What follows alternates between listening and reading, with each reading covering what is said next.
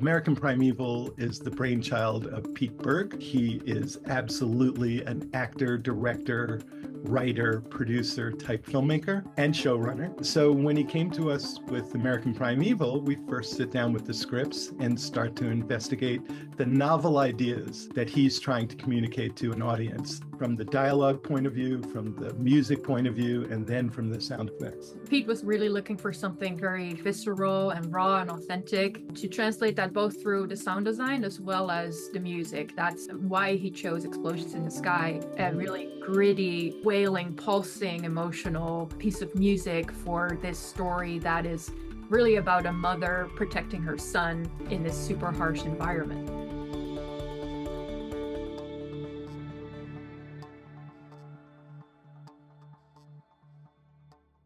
Hi, I'm Gordon Burkell from Filmmaker U. At filmmakeru.com, we create courses for film professionals to deepen and diversify your existing skill set. You can learn more at filmmakeru.com or, of course, on Instagram at filmmaker_u. Every week, I interview a film professional to discuss their work, and this week I'm joined by sound designer Wylie Stateman and supervising sound editor Anna Jimkes-Root, who recently worked on Primeval for Netflix. Welcome to the show, guys. Glad Thank to be you. here. Yeah, really love it.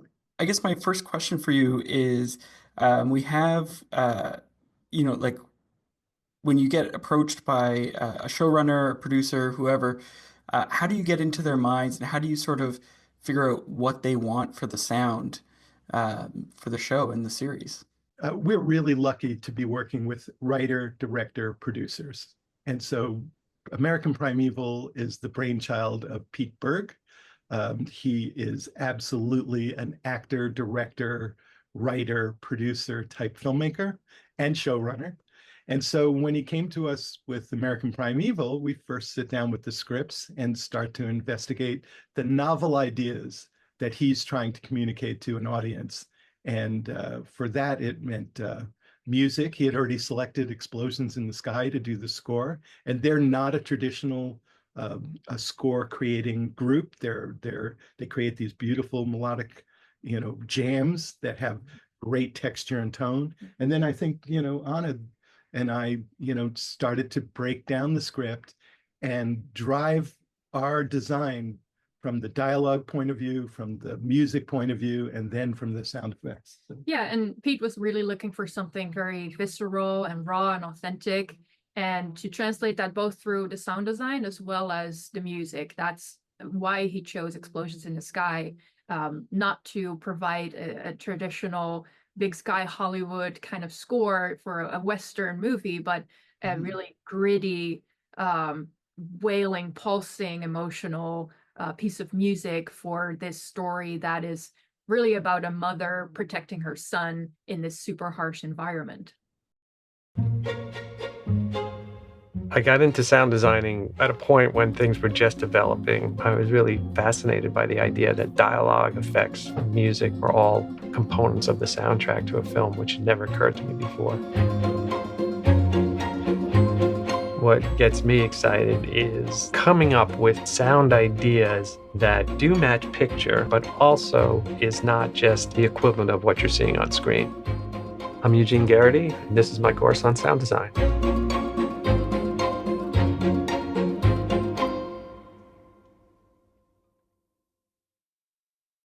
Well, and I would love, there's a couple things in there I'd love to chat about. I guess just to jump off of what you were saying, Wylie, like it, taking what they brought to you. So like, how did you guys utilize the sound and the sound design as the storytelling tool to like build up this world even more? Well, we've over the years and decades really built an amazing catalog and library of sounds.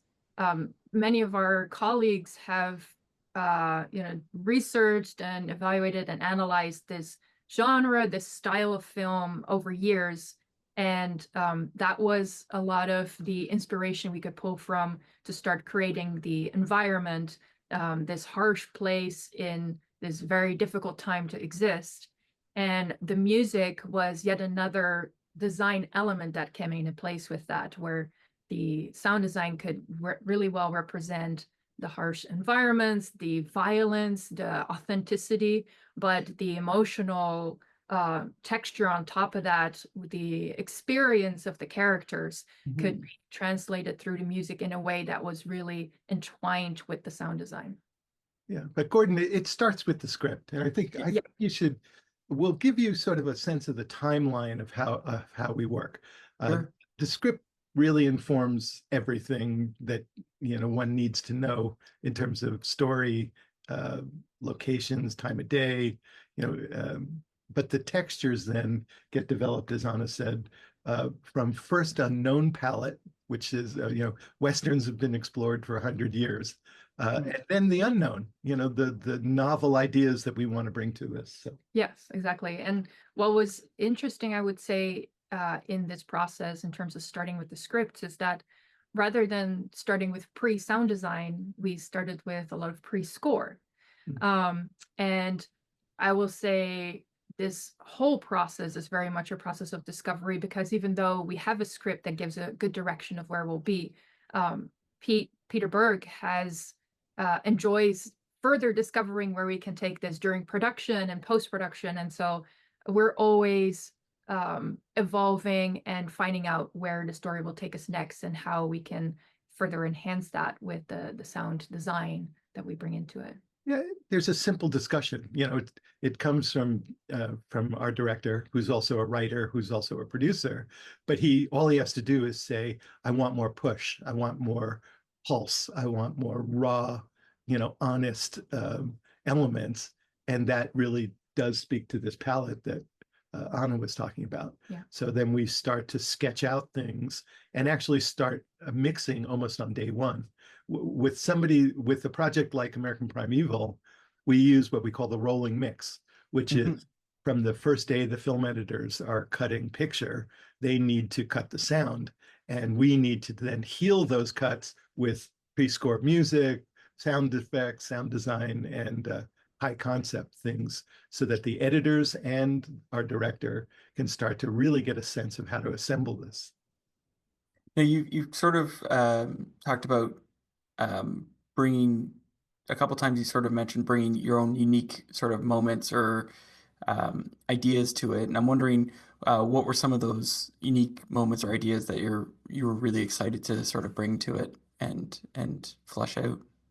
Yeah, the Japanese call it wabi-sabi. It's really the art of keeping things simple, but letting the flaws play through, letting sort of the honesty of simplicity be the basis of the design, but also the rough edges. We're always talking about how to make something feel less mechanical, less contrived, and for Pete, his words, more honest, more authentic.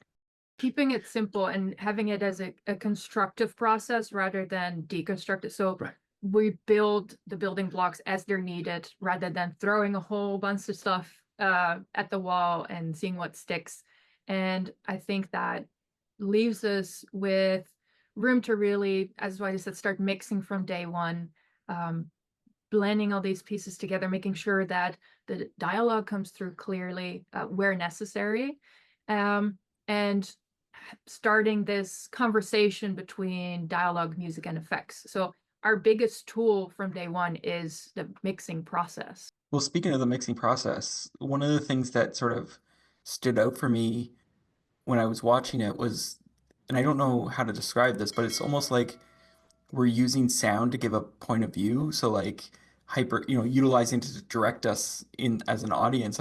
Is that something you guys focused on? Is that something you wanted? Like, how did that work? I think that's the hallmark of how we think about things and design things. It's an additive process. And there's something to what Anna just said that's not common within the sound community globally.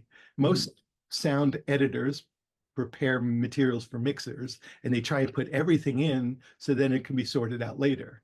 We kind of cover both at the same time, and we're just doing this additive process. So we start with the dialogue, we add the music, because music's very important, and we had wonderful palettes of music from Explosions in the Sky. And then we start to say, well, what sound effect is really going to be important? And we add those things as an additive process rather than looking at it traditionally, which is a deductive process. Yeah, and in terms of what you just mentioned with the point of view, as we're making those mixing decisions, we're always asking, as Wylie mentioned earlier too, why did they decide to cut to this, or why are we this close on that person? What's the idea behind it, and how can we reinforce that? And one way to phrase that is using the camera as a microphone. That's kind of a core idea to keep in mind, is if the camera pans over to someone and we're on their face with their breath, that we also in the mix have that shape follow along to really heighten the sensation and bring the viewer closer to this experience.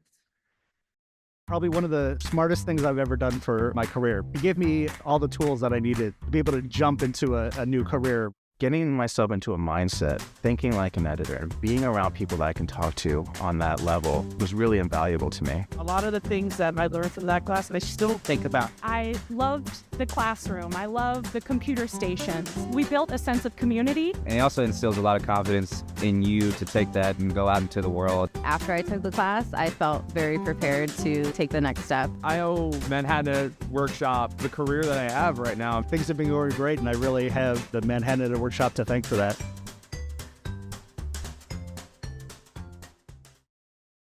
No, I didn't do much work in sound, but I did get to work a bit in sound on a horror film. And I remember one of the fun moments was sort of like a zombie eating a brain and trying to figure out how to get that sound. So I'm wondering, you guys had a lot of gruesome moments. What went into creating some of the sound effects for this and sort of figuring out what the sound was going to be? Like, what did you guys, how did you, build up those sounds? Yeah, so I'm going to just take, because I want to actually go backwards just a little bit, because I think there's this little known sort of sensibility about work. So picture has a vocabulary. And when Anna says the camera is the microphone, every time the picture cuts, in theory, that's a different camera. So we're either deciding that there's continuity between cuts or discontinuity. But if the camera is the microphone, it's changing all the time and changing in a rather harsh way, which is what a picture edit is. So 100 years ago, they thought if we put an edit in the picture, people's heads are going to explode. We now know that your brain will continue the continuity, but if the sound actually helps to support continuity, it's interesting. And if it supports discontinuity, it's interesting. And so we're pulling the audience through this story by only presenting the sounds we want at the time we want, against the music, against the dialogue. And that's what gives you that illusion, Gordon, of the story progressing with the soundtrack. And it's not always the same. And decisions are made of continuity or discontinuity. Decisions are made of make the sound feel like it's in a wide shot versus in an extreme close-up on somebody's face. And all of that can be done now on a mixing board with the right tools, the right people, the right sensibility, if you keep it wabi-sabi, simple and broken. That's what you're trying to preserve. Yeah, it's very subliminal and invisible in a lot of ways, but impactful at the same time. And it relates to your question about the choices in terms of sound effects and sound design.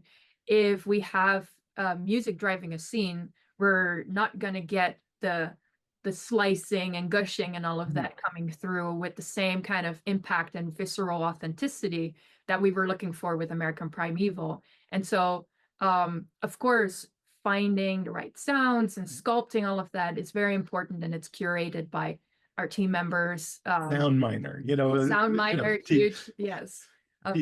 Yeah, go ahead. I'm sorry. We have catalogs of sound.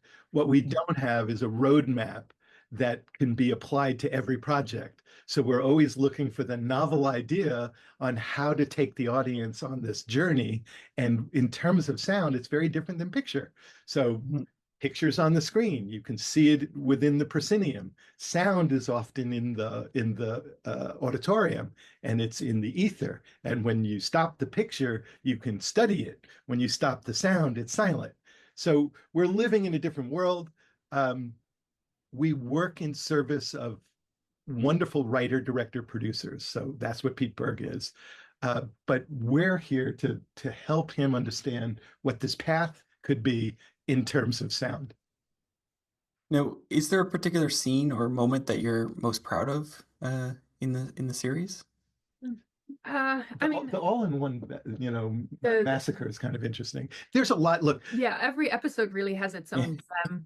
yeah, Yeah. that's the beauty of making film, is that it's rich with ideas. Mhm. It's how do you string these ideas together? How do you linger here and then, speed it up there? So sound gets to play support in those rhythms. It gets the continuity, discontinuity. But in terms of being proud, I guess, Jordan, we're proud that they asked us to do this project. So that then turns into a lot of work, a lot of research, a lot of, experiments. You have to be willing to fail. Being willing to be proud is okay. That's another a podcast altogether.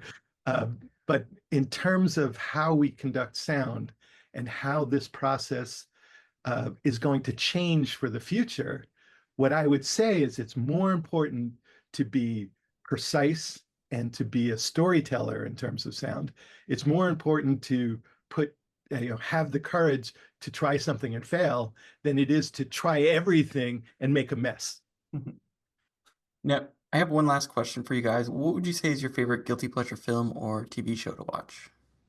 Oh, that's tough. I will say I've been watching also a lot of YouTube, and just it's less of a guilty pleasure, just a lot of curiosity, learning about the weirdest stuff. Like the other day, I was learning about architecture in an airport.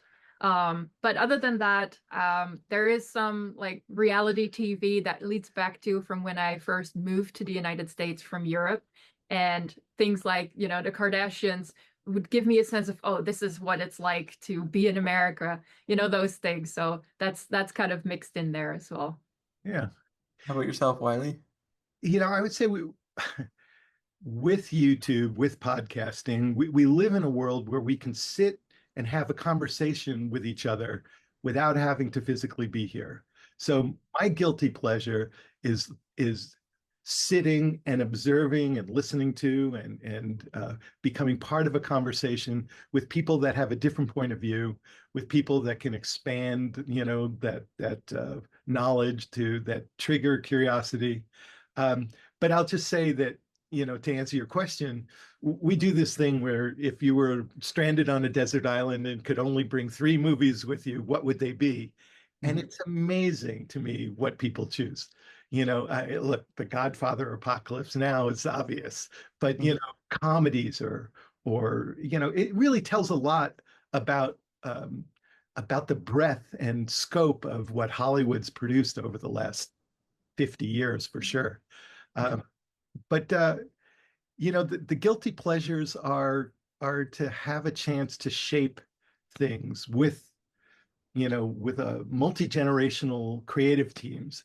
Mentoring is a two-way street, and it comes from experiencing other experts or other novices, other people with their tastes, and it's an amazing time right now. I think you guys are doing great work to contribute to that. So, Yeah. Gordon, thank you. Yeah. Yes. Well, thanks so much for letting me interview you today. You're very welcome. Thank Absolute you. pleasure. Yeah. And that's it for our show this week, everyone. Make sure to check us out at filmmakeru.com, or of course on Instagram at filmmaker_u. I'm Gordon Burkell. Thanks for watching.